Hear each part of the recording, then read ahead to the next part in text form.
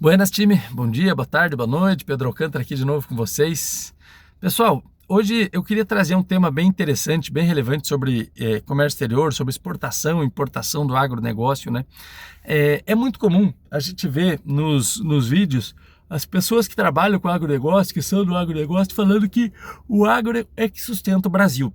Olha, eu não sou muito favorável com essa frase, não. Eu reconheço que tem sim uma parcela de culpa muito grande do PIB brasileiro, que o agro representa uma fatia muito grande do PIB brasileiro, mas ele não é exclusivo, ele não é o único, né? Que a gente tem. O Brasil é gigante, o Brasil tem inúmeras formas de fazer dinheiro, de ganhar dinheiro, o Brasil tem recursos absurdos, né? Então, a gente não tem só o agronegócio, mas ele sim representa uma fatia bem grande. Se o agro parar, com certeza o Brasil sentiria um baque econômico muito grande, mas ele não é exclusivo. Então eu não sou muito favorável, assim, não sou muito adepto a essa frase de que o agro sustenta o Brasil, porque não é bem certo, né? O agro tem a sua parcela de culpa ali no PIB brasileiro, uma parcela grande. Mas recentemente eu vi uma frase de uma pessoa falando que é o Brasil que sustenta o agro de fora. Achei interessante, achei bacana, e essa frase eu fiquei refletindo, tive que pensar, e realmente a gente pode levar em consideração isso, porque há dados aí já de organizações internacionais que tratam sobre fome do mundo e essas questões, né, de crescimento populacional, que o agro brasileiro ele alimenta pelo menos 10% da população mundial. Isso são dados da ONU, tá? A própria ONU fala que o Brasil alimenta cerca de 800 milhões de pessoas. Eu não vou trazer muito dado aqui porque o vídeo fica enorme, mas vamos falar assim só sobre a ONU, talvez eu deixe na legenda. E nós somos campeões em exportação. Também somos campeões em importação, né, de produtos para o agronegócio. Mas na exportação nós somos campeões em vários setores, em vários quesitos. E com isso a gente consegue alimentar aí pelo menos 10% da população mundial. Pelo menos, né? Os dados não são tão precisos, porque o globo é enorme, a gente tem tratado, a gente tem comércio com diversos países, inclusive do agronegócio, então não tem como estimar exatamente esse valor. Mas a média é de que a gente fique aí com 10 a 12% da população mundial para alimentar. E isso é interessante, então eu achei bem bacana essa colocação da ONU, né, esses dados trazidos da ONU. E daí eu tenho que trazer para vocês, né, uma frase muito interessante que diz o seguinte: você já ouviu alguém dizer que o agronegócio não é importante para o Brasil, que o campo é coisa do passado e que o Brasil precisa se modernizar e deixar de depender de boi e da soja? Então, eu tenho que dizer aqui, tenho que trazer a resposta para vocês, né? Sobre isso a gente precisa conversar, né? Sobre isso a gente precisa debater, sobre isso a gente precisa trazer para debate, trazer para conceitos humanos isso, né? Porque se você for contra o agronegócio, você é contra a economia do Brasil, porque se o Brasil alimenta aí pelo menos 10% da população mundial e tem uma exportação absurdamente grande, né, você não tem que bater de frente com uma situação dessa. E eu posso mostrar uns números, né, com um paradoxo assim, de pouquíssima gente conhece, né? O Brasil é o maior exportador de soja do mundo, é um dos líderes em carne, café, milho, açúcar. O agro representa mais de 20%, 25% do nosso PIB diretamente e 33, 34% indiretamente do PIB total. Mas sabe o que o Brasil assim mais importa, né? O que o Brasil mais importa em relação ao agronegócio, né? Já que a gente está falando em exportação, né? Está falando que a gente arrecada, que o agronegócio arrecada pelo menos 33, 34% do PIB nacional, mas falando em importação, vocês sabem o que o Brasil mais importa? Então eu digo para vocês aqui agora: combustível e fertilizante. Se o agronegócio alimenta 10% da população mundial, a gente precisa de insumos, a gente precisa fomentar tudo isso. E esses insumos são caros. A gente não tem indústria aqui no Brasil que consiga produzir a quantidade de fertilizante que a gente usa na roça, que a gente usa na produção de alimento, que a gente usa na produção desse alimento para essas 10% da população mundial. Se a gente produzisse 10% de todo o fertilizante mundial, a gente conseguiria, pelo menos 10%, a gente conseguiria suprir a nossa demanda. Se a gente alimenta 10% da população mundial, a gente tem que ter 10% do fertilizante. Mas não, a gente importa e importa bastante. A gente está falando aí de milhões e milhões, de centenas de milhões de reais todos os anos bilhões de reais, na verdade, né? Todos os anos, com importação de insumos, de fertilizante. O maior importador, o maior bem importado pelo Brasil em 2024 foi combustível. E dentro dele está tudo: gasolina, diesel, álcool, né? Álcool a gente ainda produz aqui, mas importa um pouco também. E o terceiro maior produto importado pelo Brasil foi o fertilizante. Fertilizante vem da Rússia, vem da China, né? A própria China, que tem indústrias grandes lá que eles precisam. Inclusive, os fertilizantes da China que a gente importa aqui são os fertilizantes que a própria China usa com o agronegócio que eles crescem, que o agronegócio próprio que eles crescem aqui no Brasil. Para quem não sabe, a China é dona de algumas terras aqui, né? Ela tem algumas empresas ligadas ao agronegócio, e eles pegam toda a verticalização da produção de commodities, como soja, carne, milho. Eles produzem o milho, eles têm as terras, eles produzem o milho, eles têm os silos para armazenamento desse milho, eles têm a empresa de transporte para levar esse milho até o porto, eles têm o porto para conseguir atracar os navios próprios deles, e eles têm os navios. E eles produzem desde a semente até a entrega lá neles, lá na China, lá, e lá dentro do país deles eles têm toda a cadeia de distribuição para eles também, obviamente, né? Então, a China tem aqui, ela exporta para nós fertilizantes, e além de exportar, ela traz para ela também os fertilizantes que ela mesma vai usar na produção e verticalização de produção de alimento para ela. Ou seja, a gente não ganha R$1 com isso, a gente não ganha um tostão com isso. Tudo bem, o pessoal contrata aqui funcionários daqui, às vezes eles até mandam funcionários, mas eles contratam mão de obra brasileira para poder fazer toda essa verticalização. É o cara que cuida lá do trator, né, do maquinário para plantação desse milho, dessa soja, é o cara que está lá, o caseiro da fazenda, é o cara que está trabalhando no silo ali com eles. Enfim, eles têm ali uma cadeia de funcionários com eles, mas eles trazem o fertilizante para cá para utilização própria, e o que sobra, né, a sobra deles, a gente compra bastante da Rússia também, porque a Rússia é a maior produtora de fertilizantes do mundo, e a gente importa tanto quanto exporta. O primeiro e o terceiro maior produtos exportados em 2025 foi relacionado ao agronegócio. Ah, mas combustível não é exclusivo do agronegócio. Porra, mas se você não falar de transporte de logística, de caminhão, de logística brasileira que não trata do agronegócio, todos os produtos que você compra no seu mercado vêm do agronegócio. A carne que você compra no açougue, o peixe que você compra na peixaria, os sucrilhos que você compra ali, veio tudo do agronegócio. É tudo feito de milho, tudo feito de soja, tudo feito de produtos que vêm relacionados ao agronegócio. E você usa caminhão direto para essa entrega, para esse transporte desse material. A logística do Brasil, ela é voltada para o agronegócio, não exclusivamente, mas vamos dizer aí que uma grande fatia, muito mais da metade, é voltada para o agronegócio. Então, os combustíveis que a gente tem vão para maquinários do agronegócio, vão para transporte desses produtos do agronegócio. E você que mora na cidade acha que está usando gasolina só para ir para o mercado, mas entenda que para chegar no mercado teve toda uma cadeia de transporte logístico por trás disso. E então, sim, mais da metade do combustível nosso é sim destinado ao agronegócio indiretamente. E o terceiro produto mais importado nosso aqui, que a gente gastou bilhões de reais, é o fertilizante, também voltado daí, não tem como falar, não tem como negar, é diretamente relacionado ao agronegócio. Então a gente está aí com mais da metade dos top 3 aí das importações. O segundo colocado foi para a construção civil. É cimento, é aço, enfim, produtos relacionados para a construção civil, né? Mas o primeiro e o terceiro estão aí diretamente voltados para o agronegócio, e são pontos a se pensar, são pontos que o Brasil precisa repaginar, são pontos que a gente precisa organizar, né, bem dizer, e precisa montar indústria e pesquisa voltada para isso. Se a gente conseguisse produzir o nosso próprio insumo, o nosso próprio fertilizante, conseguisse produzir um fertilizante que fosse ainda melhor para nós, porque a gente compra um fertilizante genérico lá da Rússia, ou recebe ou compra aquele fertilizante da China, que a China vende para nós o que sobra. Ela faz um fertilizante bom para ela, porque ela precisa, e vende o que sobra para nós, e nós temos que se contentar com isso.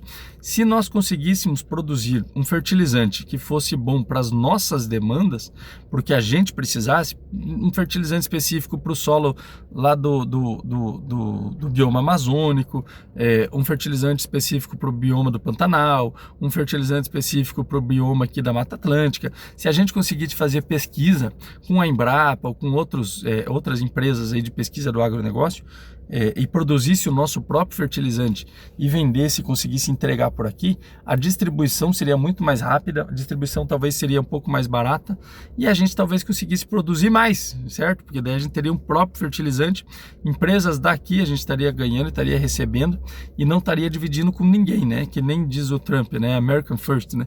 Mas pensando não só nesse, eu não sou muito favorável ao que ele faz, mas pensando só nesse ponto, é muito importante a gente produzir o nosso próprio negócio e ter uma indústria possivelmente grande. Se nós temos um agronegócio grande, nós temos que ter indústrias e pesquisa voltada para o agronegócio também grandes. Se nós somos o maior do mundo em relação ao agronegócio, por que a gente importa tudo que precisa, tudo relacionado ao agronegócio? Por que a gente importa tudo que a gente usa no agronegócio para produzir? Se nós somos o maior produtor, por que a gente importa dos outros para produzir, entendeu?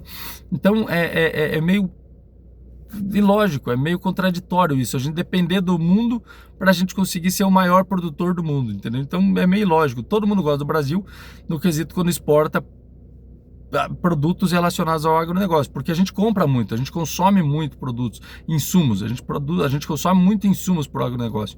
E os produtores de insumo ficam felizes, porque eles estão vendendo para a gente e nós somos o maior cliente deles. Então, era de se pensar, era de se repaginar isso e a gente conseguir fazer uma indústria.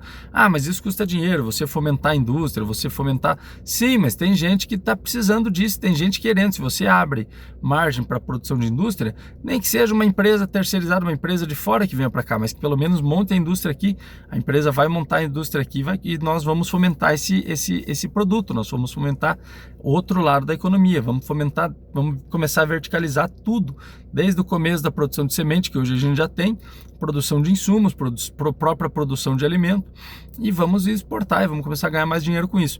Enfim, é de se pensar, né? Eu pelo menos penso assim, esse é o meu ponto de vista, não sei se eu estou certo ou se eu estou errado, né? Mas tem gente que diz o contrário, né? E eu vou trazer aqui um pouco mais de dados aqui para vocês, né? Só para a gente colocar isso um pouco no papel, né? Segundo os dados, aqui eu tenho anotado, tá? Agora eu vou dar uma lida nesses dados aqui, né? Segundo os dados da Comex Start e do MDIC, né? Em 2025, um dos maiores produtos importados pelo Brasil foi, primeiro lugar, óleos e combustíveis, ou seja, diesel, gasolina e derivados de petróleo refinado. Segundo lugar, adubo, fertilizantes químicos. Segundo não, esse foi o terceiro, né? Na verdade, eles me trouxeram dados errados aqui, mas tudo bem, não tem problema. Eu já falei aqui para vocês qual era o segundo. E dois produtos no topo das importações nacionais. Os dois têm relação direta com o agronegócio, como eu já falei aqui com vocês, né? E agora vem o dado que choca. Até coloquei aqui um texto, até dar uma lida de novo, porque eu achei bem interessante. Em 2025, o Brasil importou 45 milhões e meio de toneladas de fertilizante, gastando 15 bilhões e meio de dólares com esses fertilizantes. Para você que tem uma referência, isso é mais do que o PIB de muitos países africanos. Tem países da África que não tem um PIB como esse. Então nós gastamos só com fertilizantes mais do que vários países africanos. E esse total, mais de 88% foi importado. Ou seja, nós produzimos 12% do que nós consumimos. Se nós alimentamos 10% da população mundial e só produzimos 12% desse produto, é de se falar que a gente está muito defasado, certo? Nós somos o maior importador global de NPK. NPK é um fertilizante, ele vem em bolinhas assim, ele vem em granulozinhos, bem bacana. É o fósforo, o nitrogênio, o fósforo e o potássio. São os produtos que as plantas mais precisam, são produtos que a gente praticamente precisa jogar no solo direto. Então, para quem não conhece o NPK, dá uma pesquisada aí, eles vêm em pacotes ou vêm em grandes caminhões, você compra carreta de NPK e você pega isso e joga como se fosse uma semente no teu solo, no teu terreno, e ele vai derretendo com a chuva, ele vai incorporando no solo e a planta vai utilizando esse nitrogênio, esse sódio, esse potássio e esse fósforo no solo. E é praticamente fertilizante usado em todas as lavouras do Brasil, né? O Brasil, maior potência agrícola do planeta, depende de fertilizante de fora para plantar. Então a maior potência agrícola, a gente depende dos outros para plantar. Isso é meio ilógico, né? Mas quem sou eu para dizer, né? E como eu já falei, esse fertilizante vem da Rússia e vem da China. E já que eles vêm de lá, só esses dois países, eles respondem por quase metade do que o Brasil consome. Ou seja, a gente consome 10%, a gente consome produto para produção de 10% da população mundial. Então a Rússia e a China estão ajudando a alimentar pelo menos 5% da população mundial só com insumos. Então é muito grande, é um mercado muito grande. Para você que quer começar um negócio novo, pensa em abrir uma empresa de fertilizante, que sabe, eu sei que você vai gastar muito dinheiro, mas é muito interessante, é um mercado para se explorar. O Brasil não tem muita indústria, nós não temos, nós consumimos muito, somos um cliente muito grande, mas nós não temos indústria para isso. Então é de se pensar, é de se, né, fomentar o crescimento, né? E não para por aí, né? O Brasil, o maior comprador de fertilizante russo do mundo, em 2024 nós compramos cerca de 3,38 bilhões de dólares só da Rússia. Mais do que a Índia comprou, né? Mais do que a China comprou da Rússia. A China, que produz bastante alimento, porque tem uma população mundial de mais de 1 bilhão de pessoas, comprou menos que nós. Nós compramos muito mais insumos da Rússia do que um país com 1 bilhão de habitantes. Não faz sentido nenhum, entendeu? Lá eles têm uma enorme produção, mesmo assim eles perdem pra gente em consumo de insumos pro agronegócio, entendeu? Enfim, eu não tenho muito o que falar aqui para vocês, porque é ilógico uma coisa dessa. Tá, mas e qual que é o problema disso, né? Vamos, você fala assim, Pedro, mas qual que é o problema disso da gente comprar da Rússia, da gente comprar da China, da gente comprar de fora? E eu digo para vocês, o problema é dependência estratégica. Vocês lembram lá de 2022? Lembram, né? Porque a gente ainda está passando por isso. Quando a Rússia atacou a Ucrânia, a Rússia tentou invadir a Ucrânia se defendeu e eles estão em guerra até hoje. Então, o mundo tentou sancionar a Rússia em tudo, economicamente, geopolítica, né? Aqui tratando sobre geopolítica, tentou sancionar a Rússia em tudo. Deixaram de comprar gás natural da Rússia, não estão comprando até hoje, deixaram de comprar petróleo da Rússia, deixaram de comprar insumos, deixaram de comprar tudo.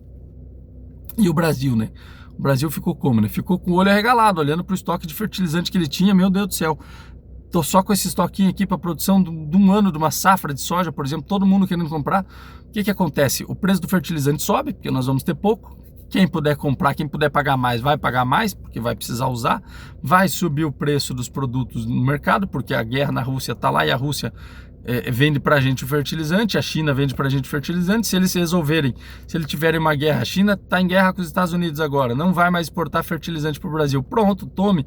A Rússia está em guerra com a Ucrânia, não vai exportar fertilizante para o Brasil. Tome. Entendeu? Então a gente fica aí dependente estrategicamente de países que hoje estão em guerra, de países que hoje possivelmente estarão em guerra. A China ainda não, mas quem sabe no futuro, né? E então, geopoliticamente falando, a gente não pode ficar dependente de dois países exclusivamente, ou de países, pelo menos, que seja só da Rússia, ou de países que têm aí problemas, conflitos, desde 1980 ou antes disso. A Rússia vem apresentando conflitos contra os Estados Unidos, com a Guerra Fria, vem apresentando conflitos com a OTAN. Então não é de hoje, isso já faz tempo. E o Brasil foi, mesmo assim, confirmando que precisava ser dependente estrategicamente da Rússia. E a Rússia veio hoje, agora em 2022, nesse século, e simplesmente fez com que o mundo envolvesse em sanções econômicas e políticas contra ela. E o Brasil agora, que ficou de olho arregalado, se a gente compra insumo da Rússia, Estados Unidos vem pra gente e fala, pare de fazer isso, porque senão a gente vai sancionar você também, ou pare de fazer aquilo, porque ou a Europa vem e fala, Brasil, não faça isso. E aí a gente perde comércio, perde acordo. Então, geopoliticamente falando, isso é péssimo para o Brasil, ficar dependente única e exclusivamente de um ou dois países. Nós teríamos que ter uma produção nacional muito maior para que a gente não dependesse dos outros, ou dependesse um pouquinho de cada um. Compra um pouquinho da Rússia, compra um pouquinho da China, compra um pouquinho daqui, compra um pouquinho dali, mas isso dá muito trabalho, você tem que ter muito contrato internacional. Então, por que não produzir, né? Eu tô aqui falando sobre isso e tô aqui enfatizando isso porque eu tô mostrando para vocês que é importante a gente produzir, né? E sabe, na época, eu até lembro que o presidente Bolsonaro, ele usou uma frase que ele disse o seguinte, que eu acho muito importante, porque eu sei o quanto insumos são importantes para o agronegócio do Brasil. Ele usou uma frase, era o presidente na época, ainda era o Bolsonaro, quando a Rússia invadiu a Ucrânia, logo no final do ano que o Lula foi ganhar a eleição, e ele falou o seguinte, para nós a questão de fertilizante é sagrada. Foi uma frase que o próprio Bolsonaro falou que eu achei muito interessante e eu compactuo com isso e acho muito interessante.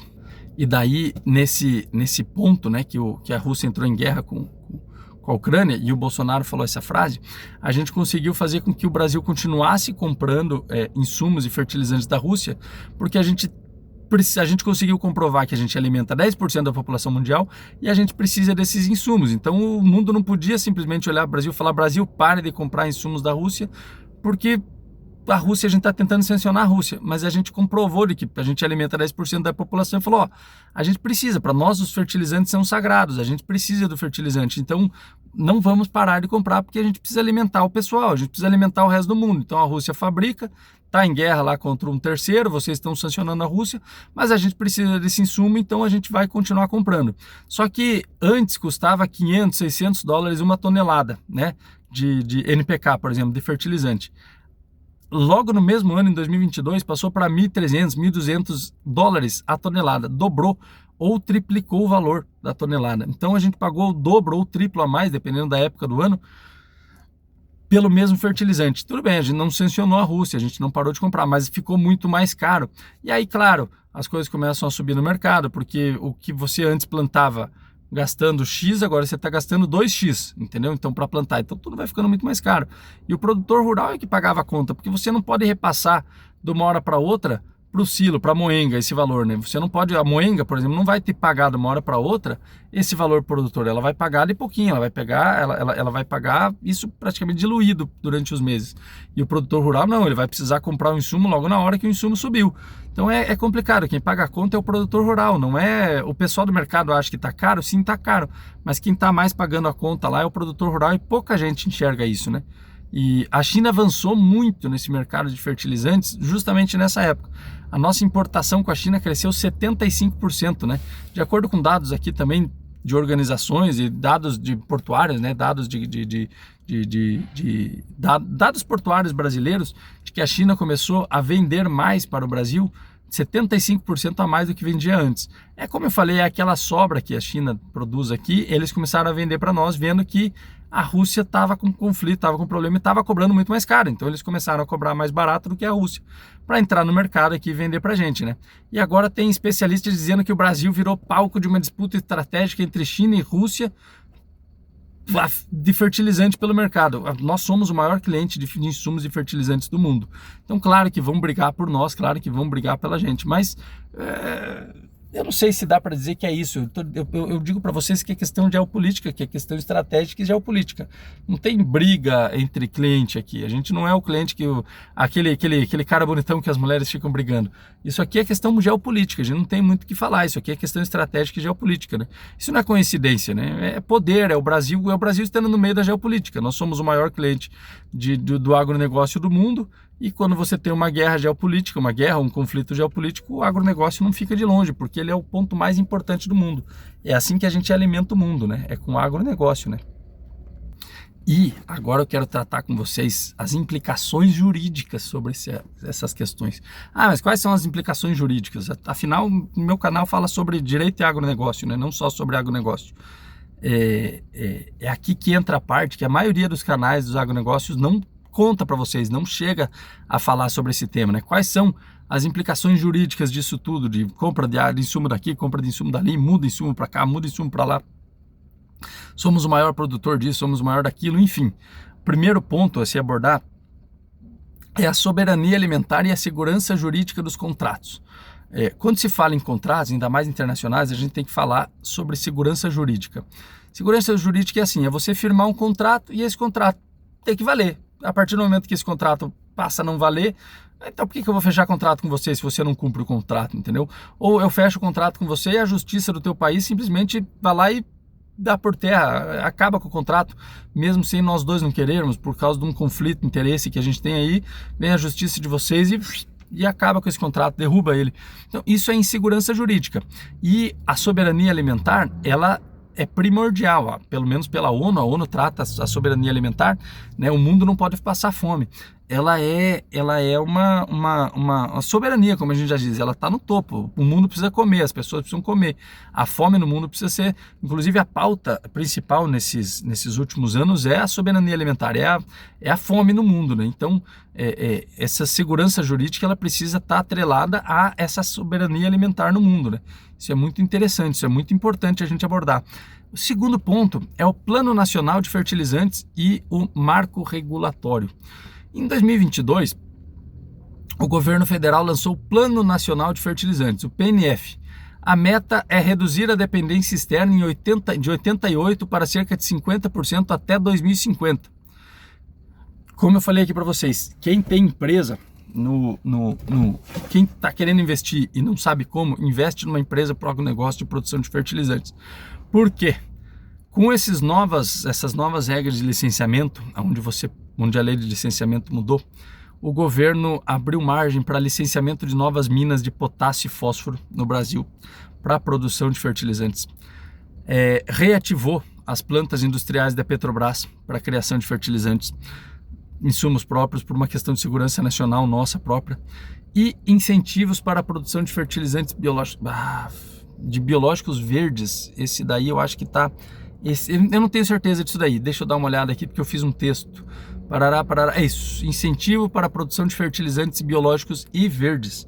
Ou seja, para empresas que estão produzindo, para quem não sabe, estão produzindo algas, né, para se utilizar como fertilizantes, empresas que estão produzindo, hoje tem fertilizante sendo produzido com aloe vera, que é a própria babosa, hoje tem fertilizante sendo produzido, enfim, em diversos, os fertilizantes vindo do solo de floresta, né? Então você pode produzir, eu esqueci o nome que você dá lá para aqueles fertilizantes, você cozinha o arroz, coloca ele no chão e isso vira um probiótico não, vira um fertilizante, enfim, não lembro o nome disso, mas é MMC, uma coisa assim, não lembro agora. E existe uma mina enorme em Santa Quitéria, lá no Ceará, a mina de Itataia, com reserva estimada em 8,9 milhões de toneladas de fósforo. Ou seja, o pessoal lá do Nordeste está podendo produzir, está podendo extrair fertilizante, vai poder vender, isso vai gerar um boom econômico na região e é excelente para o Brasil, porque é uma região nossa, uma extração nossa para produção nacional, para utilização nacional, para fins de economia nacional, além de segurança nacional. Então isso é muito importante para quem quer investir e ganhar um dinheirinho.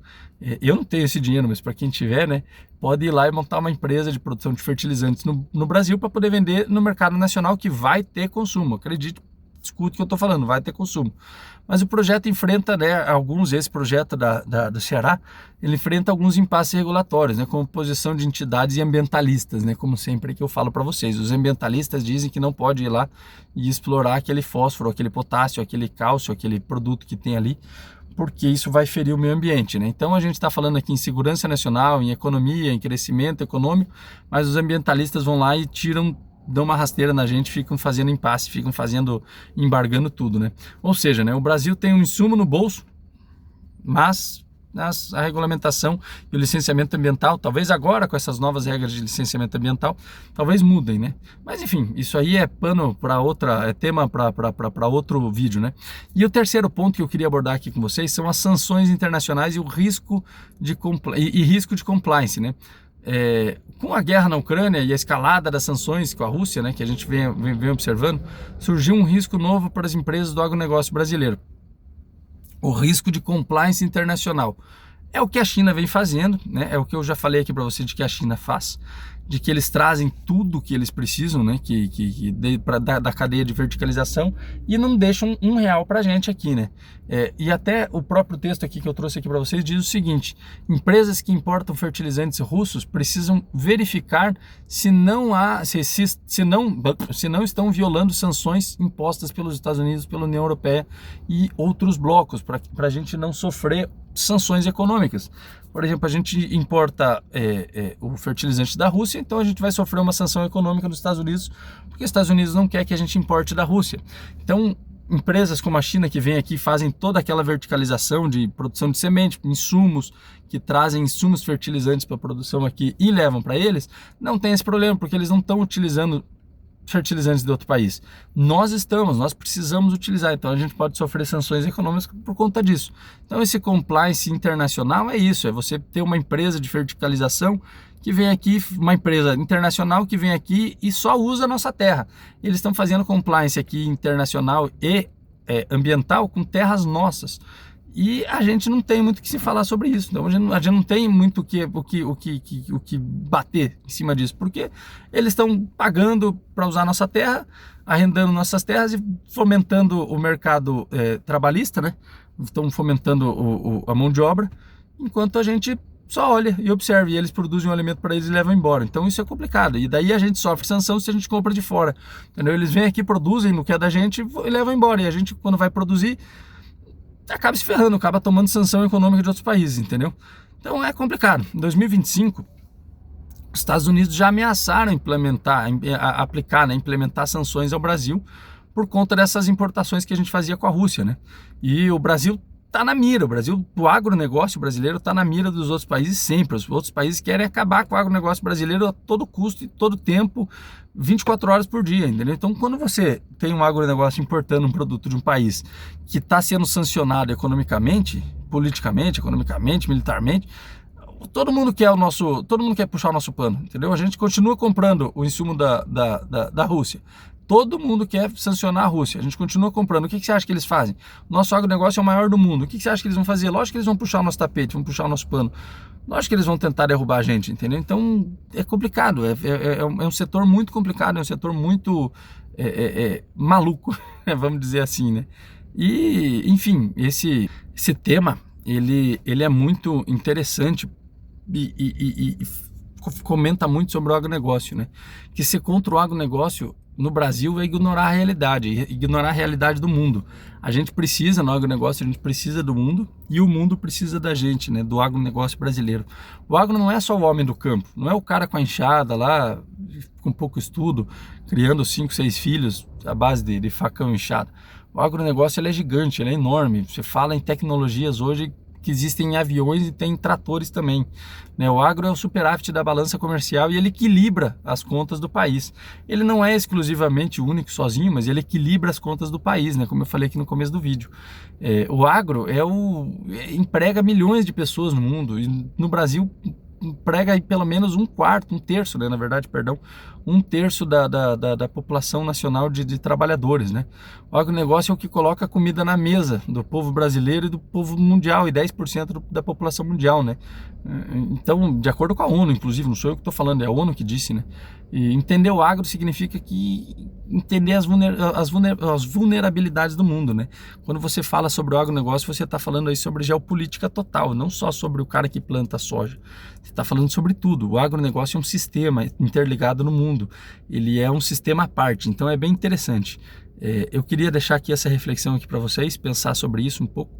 O vídeo ficou muito confuso, ficou muito maluco, ficou muito longo, mas é um tema bem complexo sobre importação e exportação de insumos para o agronegócio. Nosso agronegócio depende do mundo e o mundo depende do nosso agronegócio. Só que o tempo todo eles querem puxar o nosso tapete. Acredite nisso. Para quem trabalha no setor sabe do que eu estou falando. E quem quiser ganhar dinheiro, monte uma empresa, monte uma indústria de fertilizante que vai ganhar dinheiro. Vai vender pra caramba aqui no Brasil. Beleza? Valeu. Tchau, obrigado.